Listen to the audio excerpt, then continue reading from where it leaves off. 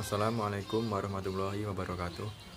Perkenalkan, nama saya Muhammad Nur Ghazali dari Prodi Teknik Pertambangan, Fakultas Sains dan Teknologi Universitas Jambi.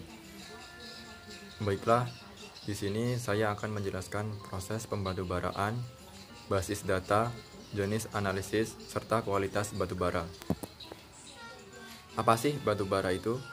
Batubara adalah berupa batuan sedimen organik, bahan bakar hidrokarbon padat yang terbentuk dari tumbuh-tumbuhan yang telah mengalami proses pembusukan secara biokimia, kimia, fisika dalam kondisi bebas oksigen yang berlangsung pada tekanan serta temperatur tertentu dan dalam kurun waktu yang sangat lama. Apa sih pembentuk material batubara itu? Hampir seluruh pembentuk material batubara berasal dari tumbuhan. Tumbuhan-tumbuhan tersebut dapat berupa alga, xilofita, pteridophyta, gymnospermae, dan angiospermae. Ada dua teori yang menerangkan terjadinya batubara, yaitu teori in situ dan teori drift. Pada teori in situ, teori ini menyatakan bahwa batu bara terbentuk dari tumbuhan atau pohon yang berasal dari hutan, di mana batu bara tersebut terbentuk. Batu bara terbentuk sesuai dengan teori in situ biasanya terjadi di hutan basah dan berawa, sehingga pohon-pohon tersebut akan mati, langsung tenggelam ke rawa, dan sisa tumbuhan mengalami pembusukan, akhirnya menjadi fosil dan membentuk sedimen organik. Pada teori drift, teori ini mengatakan bahwa batu bara terbentuk dari tumbuhan atau pohon yang berasal dari hutan, yang bukan tempat di mana batu bara tersebut. Maksudnya, berasal dari luar daerah dari tempat terbentuknya batu bara.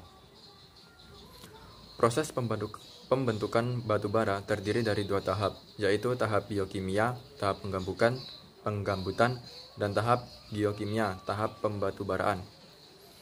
Pada tahap penggambutan, tahap ini dimulai di mana sisa-sisa tumbuhan telah mati terakumulasi dan tersimpan dalam kondisi bebas oksigen dengan sistem pengeringan yang buruk dan selalu tergenang air, mengakibatkan bakteri yang bersifat aerob tidak dapat hidup dan membuat proses pembusukan tidak berjalan sempurna.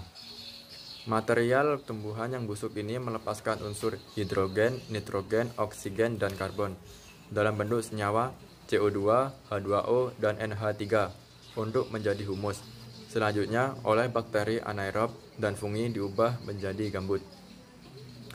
Pada tahap pembatubaraan, tahap biokimia merupakan kelanjutan dari tahap biokimia, di mana terjadi proses kimia dan fisika, karena adanya pengaruh pembebanan dari sedimen yang menutupinya, yang menyebabkan perubahan temperatur dan tekanan dalam waktu yang cukup lama, sehingga komponen organik dari gambut. Pada tahap ini, persentase karbon akan meningkat, sedangkan persentase hidrogen dan oksigen akan berkurang. Proses ini akan menghasilkan batu bara dalam berbagai tingkat, mulai dari lignit, subbituminus, bituminus, antrasit, hingga meta-antrasit. Secara umum, batu bara diklasifikasikan menjadi beberapa jenis. Yang pertama, jenis gambut. Golongan ini sebenarnya termasuk jenis batu bara, tapi merupakan bahan bakar. Hal ini disebabkan karena masih merupakan fase awal dari proses pembatubaraan. Endapan ini masih memperlihatkan sifat awal dari bahan dasarnya.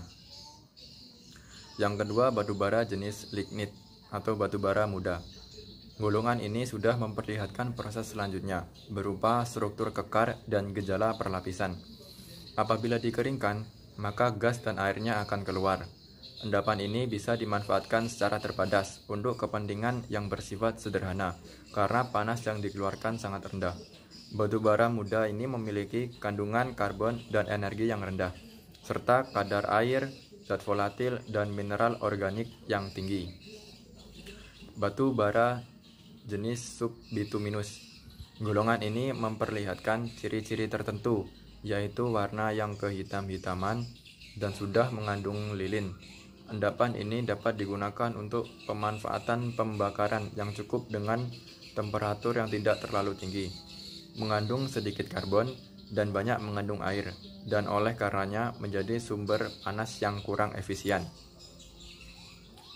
Batu bara jenis bituminus. Golongan ini dicirikan dengan sifat-sifat yang padat, hitam, rapuh, dengan membentuk bongkah-bongkah prismatik, berlapis, dan tidak mengeluarkan gas dan air bila dikeringkan. Endapan ini dapat digunakan antara lain untuk kepentingan transportasi dan industri. Bituminus mengandung 68-86 unsur karbon dan berkadar air 8-10% dari beratnya. Yang terakhir yaitu batu bara jenis antrasit. Batu bara ini merupakan batu bara dengan kelas tertinggi dengan unsur warna hitam yang berkilauan metalik, mengandung antara 86-98% unsur karbon dengan kadar air kurang dari 8%. Golongan ini berwarna hitam, keras, kilap tinggi, dan pecahannya memperlihatkan pecahan konkoidal. Pada proses pembakaran memperlihatkan warna biru dengan derajat pemanasan yang tinggi. Digunakan untuk berbagai macam industri besar yang memerlukan temperatur yang tinggi. Selanjutnya yaitu analisa batu bara. Bagaimana sih cara kita dapat mengetahui kualitas suatu batu bara? Tentunya dibutuhkan suatu analisa untuk mengetahui kualitas maupun jenis batu bara. Terdapat beberapa analisa pada batu bara, yaitu analisa proksimat maupun analisa ultimat. Pada analisa proksimat, analisa ini bertujuan untuk menentukan kadar moisture air dalam batu bara. Kadar moisture ini mencakup nilai free moisture serta total moisture, ash atau abu, volatimeter atau zat terbang, dan fixed carbon.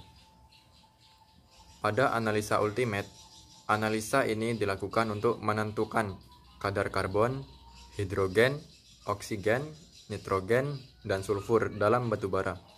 Analisa ultimate saat ini sepenuhnya dilakukan oleh alat yang sudah terhubung dengan komputer. Prosedur ini sebenarnya cukup ringkas, cukup dengan memasukkan sampel batu bara ke dalam mesin untuk dapat dianalisa oleh komputer. Selanjutnya yaitu terdapat juga analisa lain-lain. Analisa lain-lain adalah analisa untuk menentukan calorific value, nilai kalor, total sulfur, ash, kandungan abu, ash fusion temperatur, dan HGI, dan lain-lain. Selanjutnya beralih ke basis data. Basis dalam hasil analisis kimia batubara merupakan dasar yang dipakai untuk menyatakan nilai dari suatu parameter yang menginterpretasikan nilai tersebut pada kondisi tertentu batubara. Basis yang sering digunakan antara lain AR atau as received adalah suatu analisis yang didasarkan kondisi di mana batubara diasumsikan seperti dalam keadaan semula. Maksudnya, batubara di sini batubara yang terdapat di lapangan.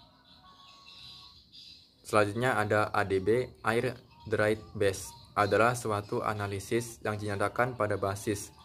Contoh batubara dengan kandungan air dalam keseimbangan dengan atmosfer laboratorium. Selanjutnya ada Dry Base, adalah suatu analisis yang didasarkan pada kondisi di mana batubara diasumsikan bebas dari air total.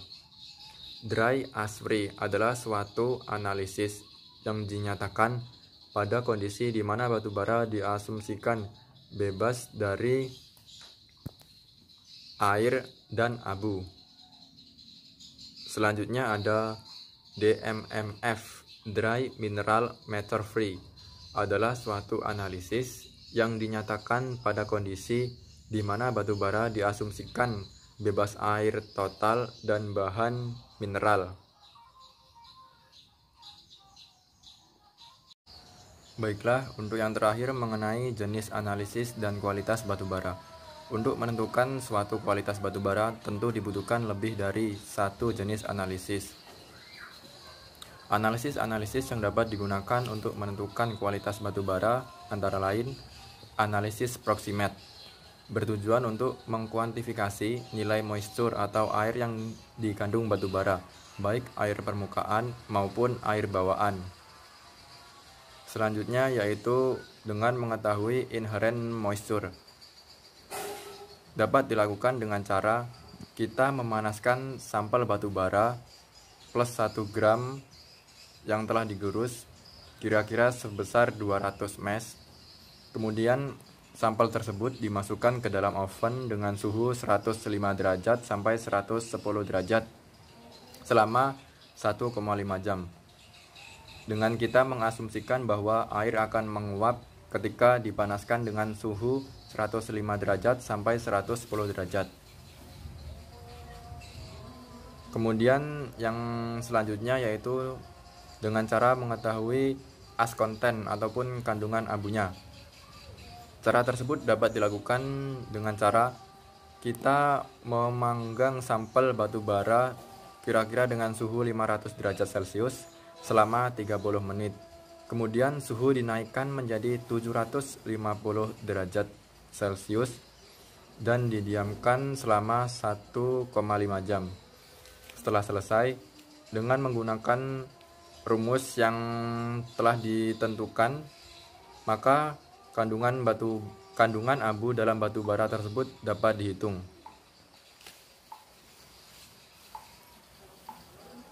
Selanjutnya yaitu dengan cara mengetahui volatile matters. Pengujian kandungan zat terbang pada batu bara masih menggunakan 1 gram sampel batu bara.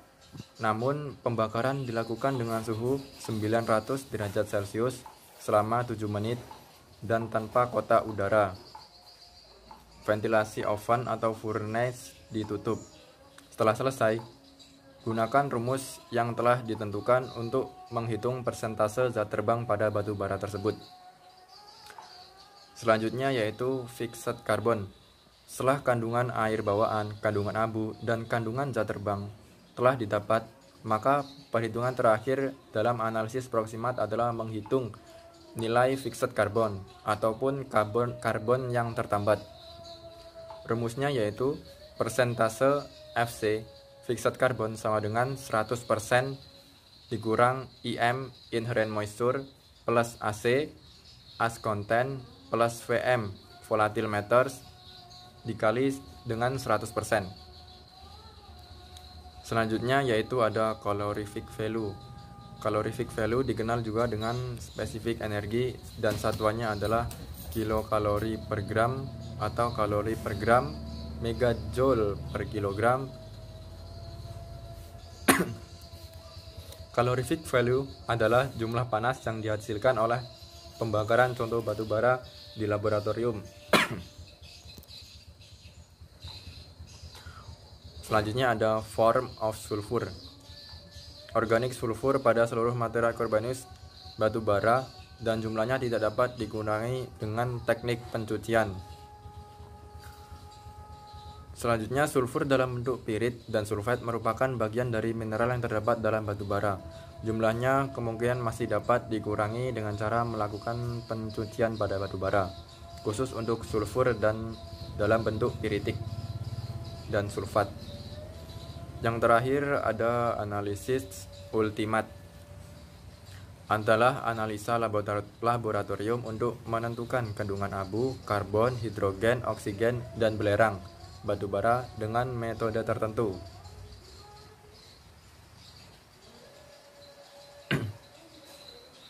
Selanjutnya untuk parameter kualitas batu bara, ash analisis tersebut berguna untuk memprediksi perilaku abu, juga untuk mengidentifikasi kandungan konsentrasi tinggi komponen tertentu yang dapat memberikan permasalahan dalam aplikasi.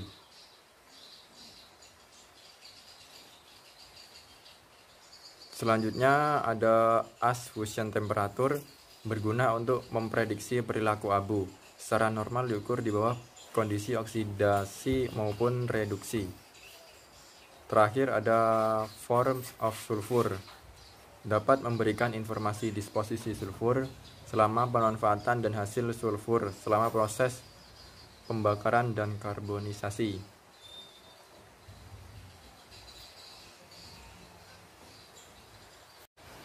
Mungkin hanya itu yang dapat saya sampaikan. Bila ada kesalahan, saya mohon maaf. Sekian dan terima kasih.